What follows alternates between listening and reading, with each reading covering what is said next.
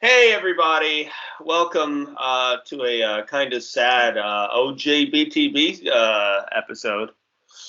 We're going to be here talking about Bray Wyatt, Windham Rotunda, who passed away on Thursday. Incredibly sad. I'm here with, introduce yourselves. Hey, it's Chelsea LeSage. I'm back for Bray and for you. Oh, I'm Rose Blood, and I'm back, and I am so sad, and this is crazy, but I am also very happy to see Charles and Chelsea again. So it's good to have the team back together again for a little bit. Yeah, Bray brought us back together. He did. Exactly. They totally did. And it's one of the things that makes me sad, because some people may be wondering, well, where is my season 2 co-host? I'm Ashley. I realized when I didn't invite her, because I realized she's never seen Bray Wyatt. And that makes me so sad that there are people who are just coming into wrestling now who have never not going to get the pleasure. Yeah. Who won't. I was looking so forward to, like, okay, Bray Wyatt's coming back. Here's, like, the whole collection of, like, the Firefly Funhouse and all this other crazy shit that it would be awesome for her to see. And, like, with her and other new fans, it's like they won't get that. I mean, they can always go look at the old videos, but they're never going to get a chance of, like, that anticipation. Yeah. Like, what's Bray going to do next? That was definitely one of the standout things. Yeah. Go ahead, Chelsea. Sorry about that. Influential. No, you're good. You're good. Just, like, such an influence, like, especially on me coming into it. Like, he pretty much is the reason, like, other than all the fucking badass women, but he sold wrestling. Yeah. I was like, yep, that's my dude. Yeah. That's my boy. Ow, my boob. But, like, I love him more than anything. My hamster's named after him. The hamster is named The Fiend. Yeah. I know. So The Fiend lives on with my hamster. Yeah. And it was just, it was one of those things. So he died of a heart attack after COVID. It's sad because, like I said, you remember when you went to Madison Square Garden and he was going to face LA Knight, and then he no-showed because apparently he was that bad. Yeah. And, like, you remember all those rumors that circulated that, like, there were just, like, issues that weren't necessarily physical, and I'm like, all you fuckers who spread those rumors better, like, bow down in shame. Yeah. They've kind of been proven really, really wrong. Turns out you were dead wrong. Yeah. But yeah, because I mean, he did, like, that's the thing. Like, I've been watching since the 80s, and like, it wasn't watching, like, Greg the Hammer Valentine that made me fucking want to watch wrestling. It was watching Roddy Piper hit Jimmy Snuka over the head with a fucking coconut. And, like, that was the shit that, watching a bunch of dudes and, like, look, there's a guy in black tights with, like, boots and knee pads, and, no one gives, like, unless you're fucking Gunter, no one gives a shit about that guy, Yeah. And that's why Bray Wyatt was so fucking amazing, because he brought this level of creativity to wrestling that, like, nobody else fucking did. Yeah. Such a brilliant writer, too. That people trusted him when they let him write his own stuff, Yeah, they didn't give anybody that kind of creative control, you know what I mean? And it was it's because he was a fucking genius. And he really brought that pageantry back. I think I've told you multiple times on Beyond the Bell that I really considered Bray Wyatt the next, big fucking bad heel. You know what I mean? Yeah. Like, he, to me, was going to be just as big as, I mean, you know who I'm thinking of. I can't even say it right now because I'm so overwhelmed. I can't believe that we lost Pee-wee and Bray Wyatt so close together, especially because Pee-wee, I think, is such a huge influence on, like, the last character that was, like, the biggest character to me that he created. You know what I mean? It's just like, God damn it. Like, the host. In watching the, like, the tribute and stuff on SmackDown last night, I was just like, I'm glad that I did this for my own personal, like, trauma reasons and how I'm grieving. I forgot about Firefly Funhouse. And then the floodgates just reopened, and I was in the fetal position, just sobbing, trying to hold my hamster. so brilliant. Like, what's gonna happen to those puppets?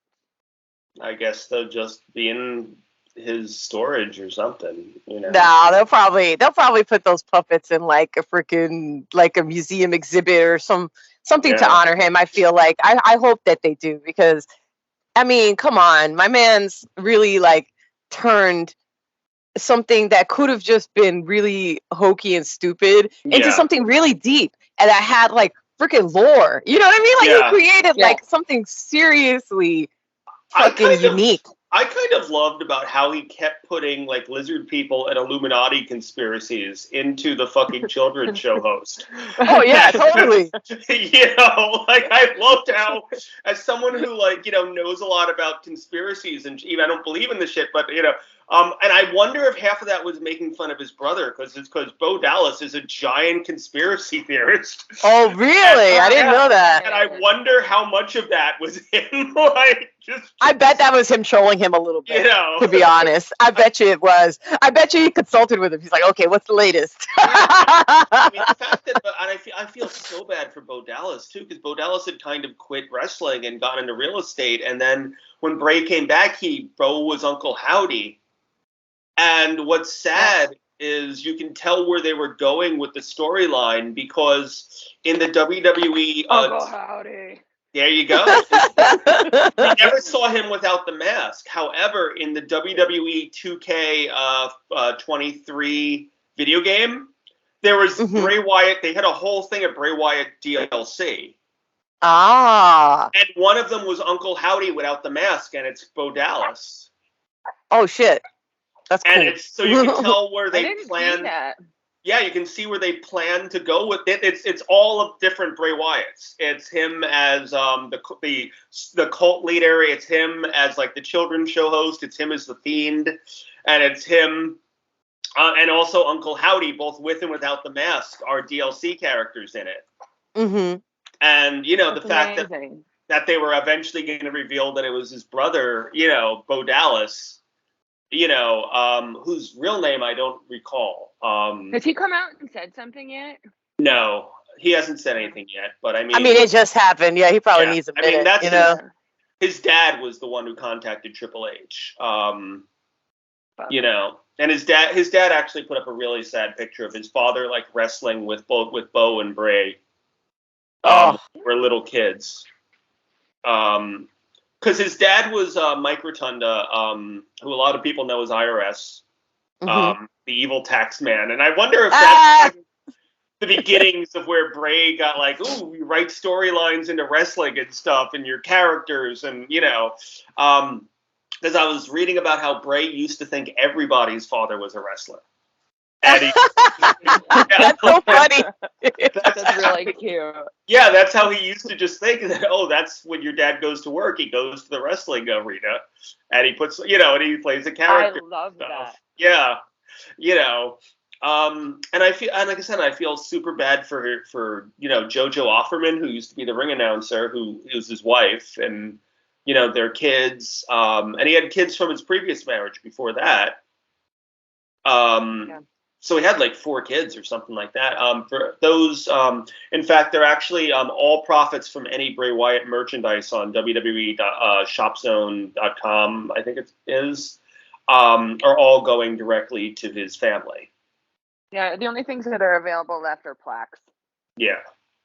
Everything else sold out, so that's great. Yeah, that's wonderful. That's wonderful. Because, you know, because she wasn't working anymore. She had, you know, quit doing re-announcing so she could be a full-time mom. You know. Girls, how do you feel about Bray Wyatt? Sorry, they're barking. And the one thing that I was saying this to Chelsea yesterday, that the one thing that I really do appreciate is that, you know, he got fired by Vince and all this other shit, and then Triple H brought him back. And I love that he got that whole build-up, and then he got to do that promo where he talked about how much all of this meant to him. You know? Yeah.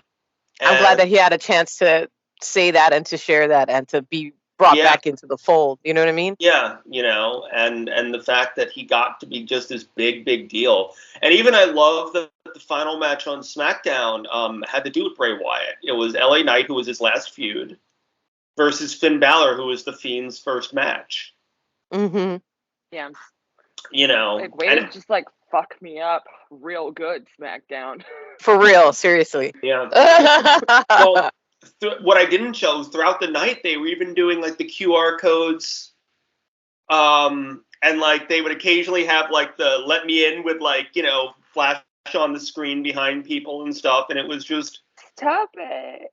you know, it was just this whole tribute to his career. I felt so bad for Eric Rowan. Like, Yeah.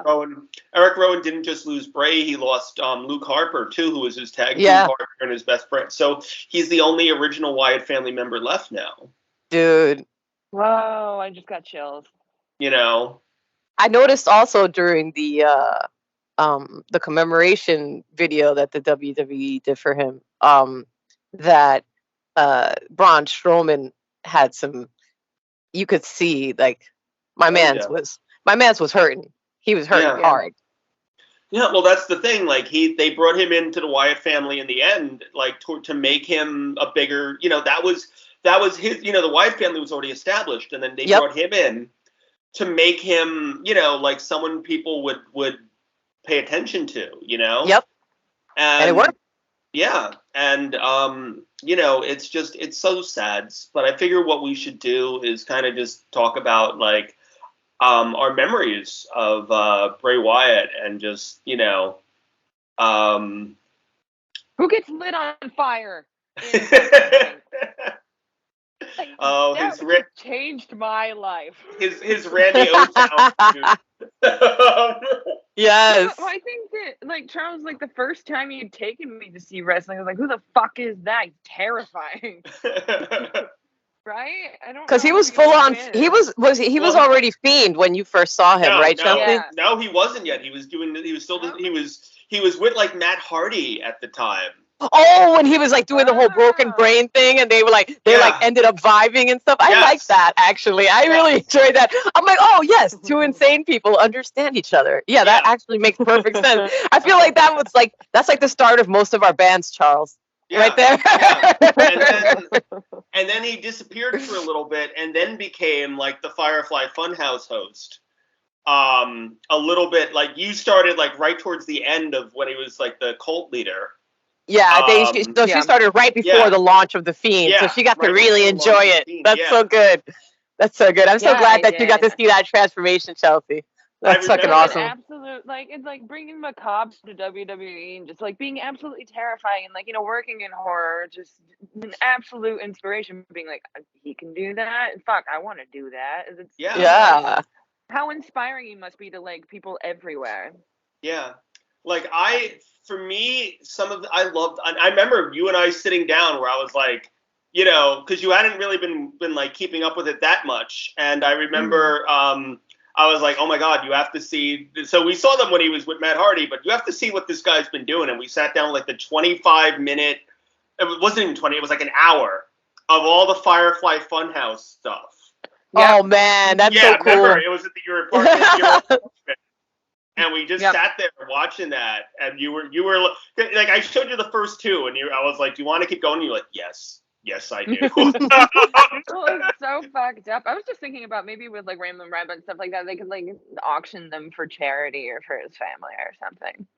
That'd be nice, right? I don't know. I want one. That's really why I'm thinking.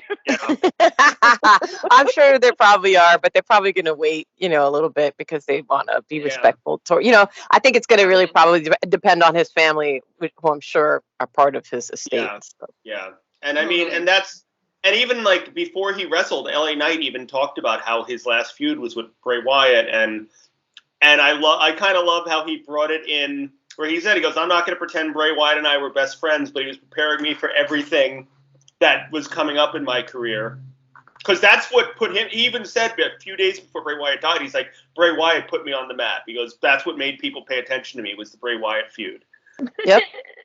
And so LA Knight is feuding with The Miz right now, and I kind of love what he said. Actually, LA Knight and The Miz feuding makes a lot of sense. Yeah, and at the end of it, he said, you know, he talked about Bray Wyatt, and then he was like, and Miz, I just want to say for you, you know, as a wise man once said, run.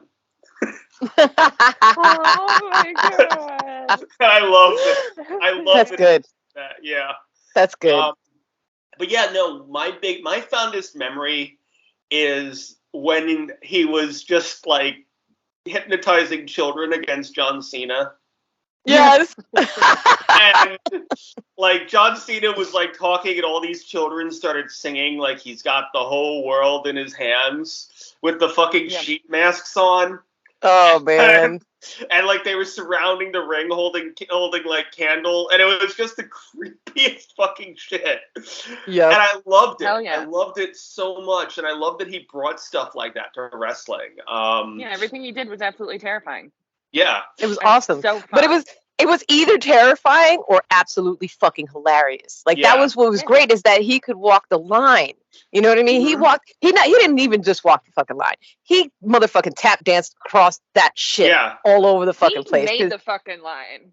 I mean, come on. It was so ridiculous. He fucking spray painted over the line in neon pink. You know what I mean? And then drenched it in blood. You know? And you realize like just how much of like all these people who talk about like all just what a good guy he was backstage. Zelina Vega talked about when she had her WWE tryout, and he was one of the people watching. And after the match, he very loudly said, "That's the person we want working here." Oh, that's awesome.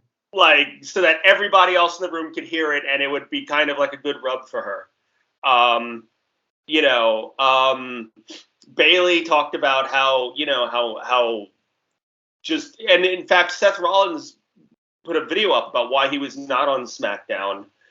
And he said, he goes, I was going to go to SmackDown, but Bray Wyatt, the last time I talked to him, he said, you go and hug on that daughter of yours. And so he was like, so I'm going to do what Bray Wyatt said, and I'm going to be with my family tonight. Oh my God. Good baby cry, Charles. Yeah, like baby he was. cry. I mean, that was the thing. When I saw that tribute video, oh my God! Once I saw the empty rocking chair, like that. That video was hard. That video was hard. Like, it was beautiful, and I think that they did they always actually do a really, the video editing team that does all of the wrap ups, you know what I mean? The wrap up videos and stuff, like they're really excellent at this, and that shit fucking hit me so hard. It hit me like a ton of bricks. Imagine having that job. Yeah, right. Put together fucking Windham tribute video. No. Yeah, that must have been so fucking hard to do. Like, imagine it must have been hard because there's just so much choice motherfucking footage. Because my man again was a genius. They have literally probably hundreds of hours of footage of him. And it was just it was hard. Like I can't listen to his theme song, any of his theme songs right now. I was gonna cover the Code Orange theme song, the Shatter one, and now I'm like, oh, I can't now. I can't listen to it for a little while. I was like, oh fuck, I just can't do it. Cause I started crying when I heard the chorus of that song, like that, because the chorus is so sad sounding, Yeah. And it's really, like I said, it's very, but I mean, even that, like the whole presentation, the music, I mean, the whole, I keep thinking of how they revamped Alexa Bliss's career. They really did. Like, he had a hand up for everybody. He was always ready to lift somebody else up with his ridiculous, insane antics and like boost them up. I feel like, he was really somebody that brought just a level of fantasy and a level of just consideration for the future. Like, he was always like thinking and trying to drop little bits of intrigue throughout all of his performances in order to create like this legacy. You know what I mean? Like, and he was just like brilliant at it. Yeah, brilliant. And I loved leading up to his return, like the White Rabbit stuff and the QR codes on the screen, and or even little things like fucking Alexa Bliss like she'd be talking about something, and then the fucking little Wyatt like fucking firefly symbol would be in the background, and she would just like freeze. Mhm. Yeah, it was brilliant. Yeah, like they did so much cool shit with that, and even the fact that he like the people that he had been bringing in, like the Righteous from Ring of Honor and Eric Young back from Impact, and who are no longer there because the Wyatt storyline didn't pan out, but like it would have been just so awesome having those people involved in that storyline, and the fact that those were people that they were picking, it shows immediately who like just the creative mind. He seemed like everyone's biggest fucking cheerleader too. Yeah. Always pumping everyone up. I wanted to work with him so bad. That's another thing too. And thinking like he's 5 years older than I am. Yeah. That's insane. Like he's younger than me. I was like, what? Yeah. That's so incredibly tragic. sad to think about like 36-year-olds fucking dying of fucking because of a fucking pandemic. Mm-hmm. That like, and I've jokingly referred to it as the Voldemorts because everyone has this like, oh, well, if we don't talk about it, it doesn't exist anymore. You know. That's not how reality works at all. You said it, then he coughed. Well, yeah, I was gonna say that is not the Voldemorts, by the way. Trust me, I've had to explain to so many, I have the ultimate shutdown because whenever people try to downplay it, I'm like, yeah, oh, you mean the disease that killed my father and my cousin and my uncle? Yeah. You know what I mean? Yeah. You mean that one? That's friend, just like the flu? And our friend too. Yep. That's the thing. It is this really frightening and horrible fucking disease that people don't take seriously, and it's still killing. I'm happy to see more people in the subway wearing masks, though. Yeah. There's been an uptick in that, but yeah, absolutely devastating.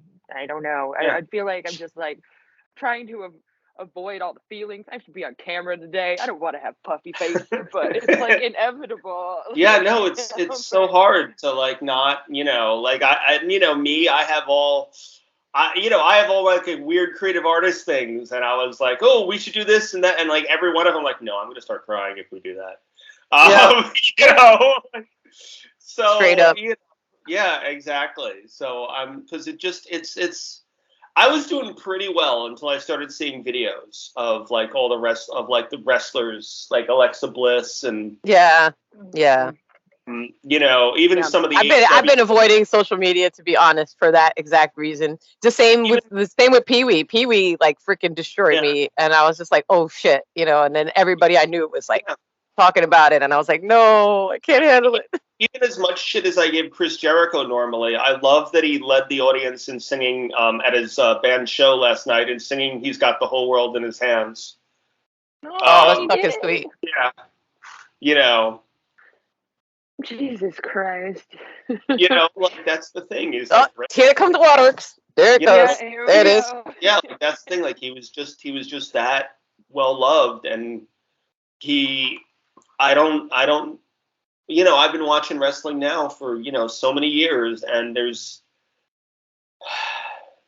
very few people. I can't think of anyone else who was ever as creative as Bray Wyatt was, No, he was my next Undertaker. Yeah.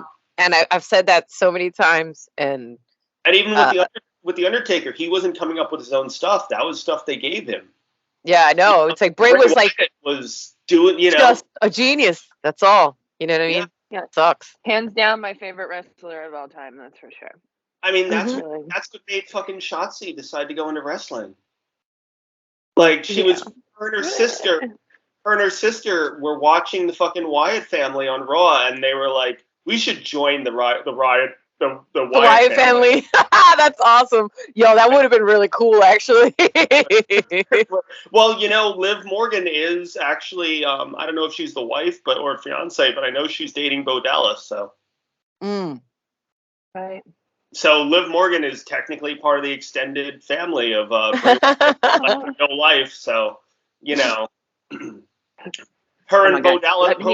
Her and Bo Dallas have a farm. Yes, they do. Yeah, you know, she's posted videos of her like, look, I have chickens. You know, Whoa. I can't imagine her with chickens for some reason. it's literally just look up her under her real name, her YouTube channel. She has videos of her with like, you know, her chickens and stuff. Gianna Diad, she has like a super Italian name. Really? She's like a North Jersey girl. It's like, see, you know, like her name is Gianna. So, you know, that's a very Italian name. Yeah. You know, I mean, really, if you look at Liv Morgan, like, you know, if without the blonde hair, think of her brunette, and that's a complete fucking North Jersey Italian girl. Yep. You know, 100%. Yeah, you know. In fact, I remember that was one of the things on season 2 with Ashley. We were discussing which wrestlers can really fight, and we were saying, you know, you look at someone like the Dana Brooke can't fight anybody. You know, Shayna Baszler can legit murder you.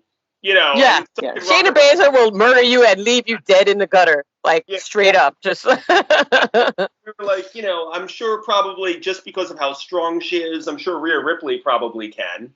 Rhea Ripley could tear somebody's head off with her bare hands. Just because of how fucking strong she is, but we realized, you know what? She is a North Jersey Italian girl who worked at Hooters. I think Liv Morgan can probably fight too in real life. Yep, that's true. Straight up. We're thinking about it. It's like she's tiny, but yeah. It's like that, and then tiny, but we know those types, Charles. We know those types. Well, yeah. With Zelina Vega, it's like Zelina Vega's like 4'11", but she's also a Puerto Rican girl from Queens. So it's like, she will murder you. She's gotten in fights too. I'm 100% positive of it. Well, yeah. Her fighting has never been her most impressive thing to me, Zelina Vega, but her mic control is fucking out of hand. Yeah. Like, she's fantastic on the mic, and she's gotten better with fighting. Yeah, because they've given her some shine. So I've seen her fighting absolutely improve. You know, well, she did the really awesome match in Puerto Rico, against Rhea. So you know. But yeah, so before we wrap up, let's just all share, as I said, like a memory of some of just the biggest, the thing remember from Bray that was like, oh my God, that was like the most cool thing we've seen from them or something, you know. Oh my God. That, like, yeah, whenever it was that I first saw him, like, you just watching my face. Yeah. Being like, how the fuck is she going to react? And like being so excited and so scared and so just like every hair in my body was standing up. And I don't even remember what match it was, but I'll never forget it. It might have been the Finn Balor one, the Fiend entrance, like with a very first debut of the Fiend. He had been Bray Wyatt children's show host at that point. Mm-hmm. But I remember being like, who the fuck is that? Yeah. Yep. Is that? That is everything. Yeah. Yeah. So that was it for me, and just the continuation of everything. He never disappointed, that's for sure. Yeah. The lantern with like the old Bray Wyatt's head was always I like that. Yeah. I like that a lot. I thought that was a brilliant thing, because it was a brilliant way to show like, no, I've evolved from this, and that part of me is dead, and now I have a new part. You know what I mean? Like, it's just like, oh, dude, way to fucking hammer the point home. You know what I mean? Like, shit. Yeah. For me, it's like I said, that, and I also loved the John. There's clips of it in the SmackDown video of him versus John Cena at WrestleMania, where they had John Cena in the NWO, and it was this whole weird mind fuck. And then at the end, like, the Fiend, he starts like beating the hell out of Bray Wyatt, but then the Fiend like appears behind him, and and then like John Cena just disappears. Like, yeah, he got sucked into the zone. Yeah, I loved that. It was like John Cena and John Cena. Leading up to that, he was talking about how overrated Bray Wyatt was and all this sort of stuff. And when Bray Wyatt is pinning him, they go on about how, this is the end of the most overrated like wrestler in the history of the business and all this other shit as John Cena is defeated. I love that. Yeah, and it was just, I love that like he was able to play, or like the evil Vince McMahon puppet with the Oh, yeah. the devil horn. This is good shit, pal. And like that, apparently, like other wrestlers who weren't with the WWE were like, "Who is putting this on television? Like, does Vince not know that he's doing these sort of things?" Lance Storm wrote about that, where he's like, he goes, "Those are things Vince actually says. What the hell is happening here?" That's amazing. I love it. You know. And I love that he was able to bring that level of entertainment and mixing horror and just all the mixed media stuff he was able to do. And like, you know, I don't know if there'll ever be someone like him again in wrestling. And it's really, the only thing I can hope is that maybe he inspired someone fucking 10. I think he's already inspired a bunch, like so many, and I think that there's definitely going to be somebody that comes up through the works eventually, and I think that they're going to owe it all to him and all of the work that he put down beforehand, because that man was a next level genius and a legend, and there is nobody that put together so many. What I've loved about him is not just the fact that he, obviously, you know, I love horror, you know, that's my shit, but that he actually seamlessly blended that in with being like almost like the voice of the people. Like he really did, like literally, like through the use of his puppets, he kind of said all of the things that we were annoyed about wrestling, that we were like, this is fucked up about wrestling, and we want this to get fixed, and what the fuck. And he would secretly fucking address all of that shit with his puppets. You know what I mean? Like he was like the it's kind of like the difference between like it's like real recognizes real, you know? Like being from New York, like I think that's one of the things that I value a lot in people, and I think that that's something that you value too, Charles. And it's like, it's just that, you know, it's like Chelsea doesn't. It's like she's from Massachusetts. but you know, it's like, see, but Massachusetts folk understand New York folks too. You know what I'm saying? Like there's a certain, you know, like we get each other. You know what I mean? It's that East Coast, like real recognize real. Don't be a fucking fake piece of shit. You know what I mean? And it's like he was able to fucking kind of get like that vibe across. Like he was very like almost like this anarchistic force. You know what I mean? And it was so cool to represent that in a kids talk show thing. You know what I mean? The contrast was so brilliant, so good. Amen. So good. But I joke, by the way, because, you know, fucking, I think that's one of the reasons why, you know, we have that whole feud with the massholes, because of how alike New York and of course and Massachusetts actually are. But yeah, no. Chelsea, do you want to say anything before we finish up here, or? Well, I wish I didn't have to fucking go to work, and I'm gonna be puffy faced. Thanks, Bray. Love you, man. And, I don't know. You definitely let us in, but love that fucker forever. I don't know. I wish they like had bought the like feed stuffed animal while I had the chance. So I could sleep with it at night. Aww. I know.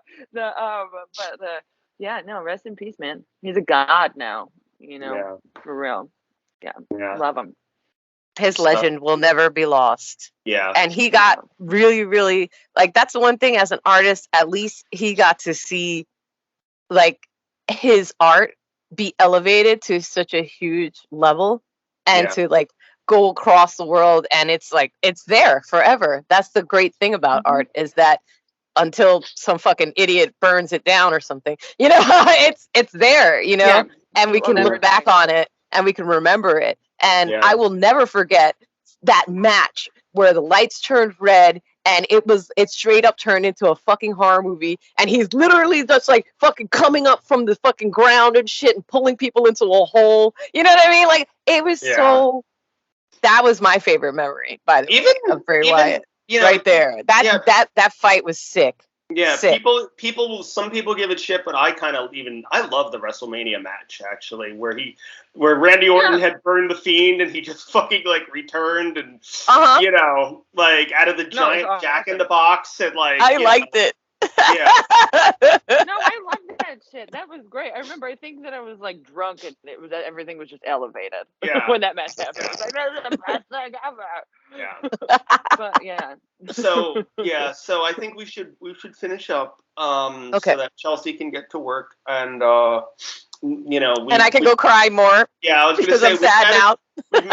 we've managed to only get like a little choked up, thankfully. And not just speak for yourself. I was sobbing into my overnight oats this morning. I'm talking about during the podcast.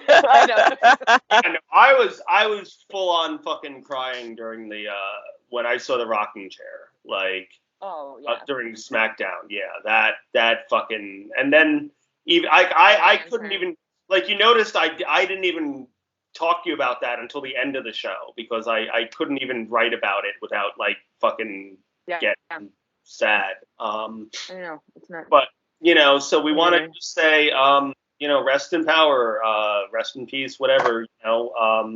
Bray, you were fucking amazing, and it's sad that we'll never get to see what you had wanted to.